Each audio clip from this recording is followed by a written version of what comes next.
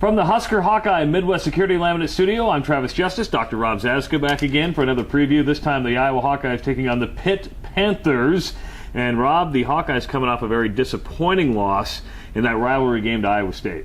Well, and I think, you know what, I think a lot of Hawkeye fans have voiced a lot of disappointment about what they saw coming out of this game. The thing is, you mentioned that it's a rivalry game, and I know it's a cliche to say everything gets thrown out the windows during a rivalry, and it does. I actually do kind of believe that, especially with that particular game. You look at what Iowa did the previous two seasons, and I think Iowa State was looking for a little bit of payback. They came out, and you know what, Paul Rhodes generally does a very, very good job of getting his team ready to play. They're lacking in talent compared to the Hawkeyes, but at the same time, that was one of the few times I've seen where Ferentz just flat got out coached, and I think he got out prepared by Paul Rhodes during that game. I got to ask you this because this has been a big topic of discussion on my radio show on 1460 KXNO in Des Moines, and that is the last minute and 17 seconds and the game decision that takes place. Iowa has two timeouts, has the ball with a minute 17. They decide to basically run two running plays, play over for overtime. Was that the right decision? Yeah, I'm one of those guys that from a coaching standpoint, I understand why coaches do it. And when you look at that offensively, that's the offensive version of doing a prevent defense.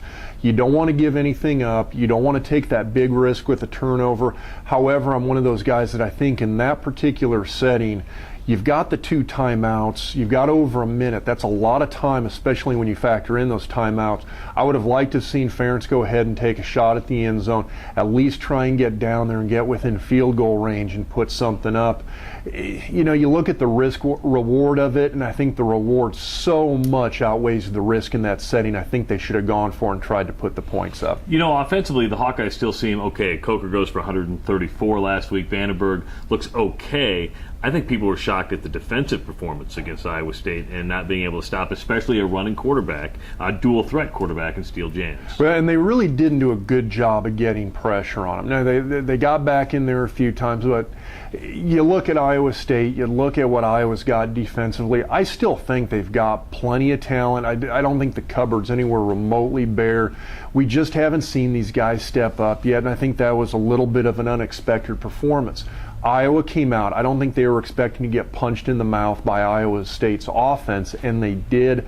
I thought Iowa State's offensive line did a very good job preparation-wise. They played cohesively. They played together as a unit, and I think it really showed. Iowa's defensive front, it wasn't so much that they looked confused. It just looked a little overpowered.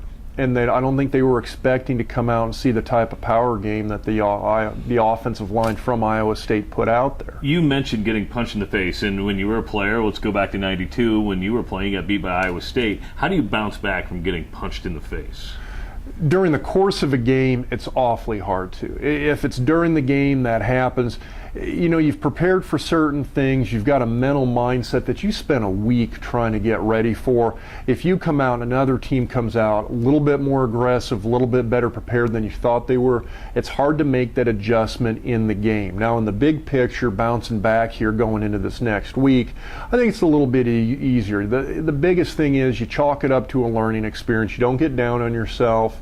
You get a little bit angry, and you come back out determined to prove everybody wrong.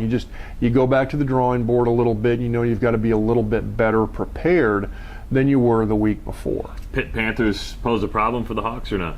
You know what, they've got some upshot. You know, Pittsburgh's, I think, in a little bit of a down period right now. On the flip side, that running back they have, Graham, currently leading the nation in rushing. I mean, the guy's a solid running back.